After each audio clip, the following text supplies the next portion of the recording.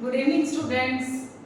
हम life process जो class 10th का चैप्टर है उसमें एक लास्ट टॉपिक है आपका एक्सक्रीशन, वो पढ़ रहे हैं।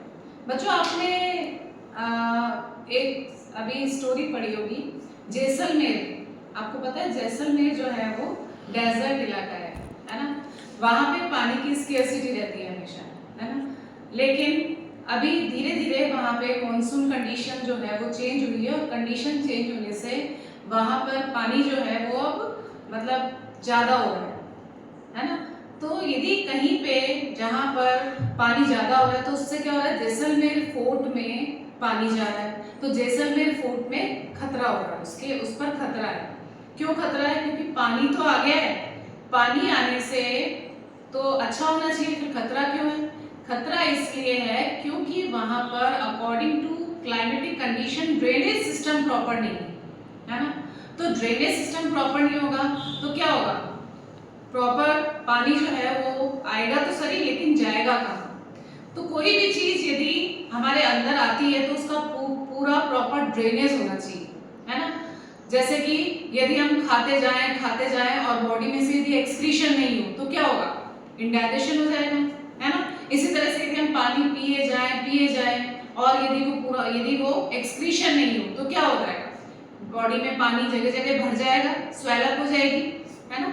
तो इसलिए ये हमारे बॉडी में जो एक्सक्रीशन का जो फंक्शन होता है वो बहुत ही इंपॉर्टेंट फंक्शन होता है। यानी ये हमारे बॉडी का एक तरीके से ड्रेनेज सिस्टम है। तो ड्रेनेज सिस्टम जो है वो बहुत जरूरी है क्योंकि यदि ड्रेनेज सिस्टम प्रॉपर नहीं होगा तो बॉडी में बहुत सारी प्रॉब्लम्स हो जाएगी, ठीक है। तो आज हम इसी टॉपिक के बारे में पढ़ना चाह रहे हैं, एक्सक्रीशन।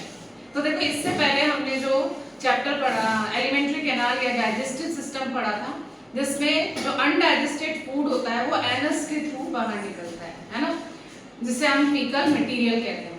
लेकिन यहाँ पर जो हम बात कर रहे हैं वो है मेटाबॉलिक वेस्ट, मेनली जो नाइट्रोजनस वेस्ट प्रोडक्ट होते हैं उनकी बात कर रहे हैं, है ना। आज हम उसी ड्रेनेज सिस्टम की बात करेंगे जो हमारे बॉडी का ड्रेनेज सिस्टम है ना, जिसे हम कहते हैं excretion. It is the biological process by which the metabolic waste products such as carbon dioxide, urea, uric acid, salt and water are removed from the body. अब आपको पता है बच्चों कि कार्बन डाइऑक्साइड रेस्पिरेटरी वेस्ट है जिसे हम respiration के थ्रू बाहर निकालते हैं, ठीक है। एक्सेस सॉल्ट जो है वो हमारे बॉडी में स्वेटिंग के थ्रू निकलता है ना, स्वेटिंग के थ्रू एक्सेस सॉल्ट निकलता है।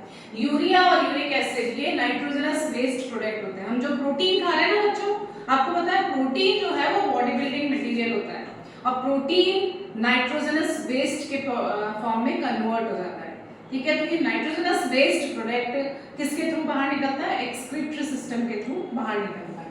और वाटर भी एक्सक्रीटरी यानी जो नाइट्रोजनस वेस्ट प्रोडक्ट है उसके साथ वाटर भी जो एक्सेस में होता है, यानी हमारे बॉडी में वाटर की कंसंट्रेशन को भी एक्सक्रीटरी सिस्टम रेगुलेट करते हैं, ठीक है।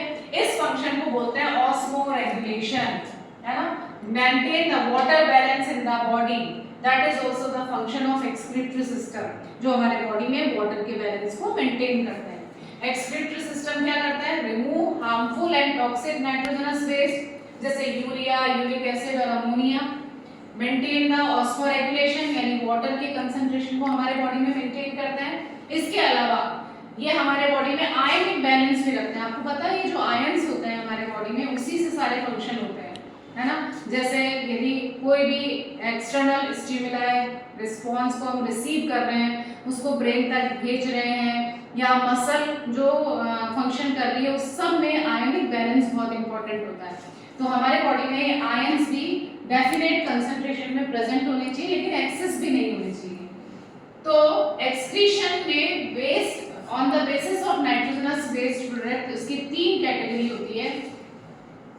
इस प्रोसेस में 3 कैटेगरी में हम उसको डिफरेंशिएट करते हैं। पहला है अमीनोटेरिज्म। ये जो एक्वेटिक ऑर्गेनिज्म होते हैं, अमोनिया एक टॉक्सिक गैस है जिसको एक्सक्रीट आउट करने के लिए वाटर की रिक्वायरमेंट होती है ना। तो जो एक्वेटिक एनिमल्स हैं उनके अंदर एक्सक्रीशन के लिए अमोनिया एक्सक्रीट आउट करने के लिए लार्ज अमाउंट में वाटर की रिक्वायरमेंट होती है, यानी अमीनोटेरिक ऑर्गेनिज्म का जो वेस्ट है वो अमोनिया के फॉर्म में बाहर निकलता है। यूरियोटेलिज्म, सेकंड कैटेगरी है यूरियोटेलिज्म। और ऐसे ऑर्गेनिज्म जो यूरिया को एक्सक्रीट आउट करते हैं, like we also, human being भी यूरियोटेलिक ऑर्गेनिज्म है, जिनका वेस्ट यूरिया के फॉर्म में निकलता है ना। जो टेरेस्ट्रियल ऑर्गेनिज्म होते हैं जिनमें पानी ज्यादा रिक्वायर्ड नहीं होता है इसको निकालने के लिए, तो इसीलिए यूरियोटेलिक ऑर्गेनिज्म कहलाते हैं और इस प्रोसेस को यूरियोटेलिज्म कहते हैं। थर्ड कैटेगरी है यूरिकोटेलिज्म। ऐसे ऑर्गेनिज्म जो यूरिया को यूरिक एसिड के पैलेट्स में कन्वर्ट कर देते हैं। आपको पता है जो एरियल बर्ड्स वगैरह होती हैं उनमें अपने बॉडी के वेट को रिड्यूस करना होता है, तो वो पानी जो वेस्ट है वो सॉलिड फॉर्म में बाहर निकालती है। तो ऐसे ऑर्गेनिज्म जिनका वेस्ट यूरिक एसिड के फॉर्म में बाहर निकलता है उसे यूरिकोटेलिज्म कहते हैं। और ये कौन होते हैं? मेनली जो बर्ड्स होते हैं ना, जो एरियल ऑर्गेनिज्म है वो यूरिकोटेलिक ऑर्गेनिज्म होते हैं।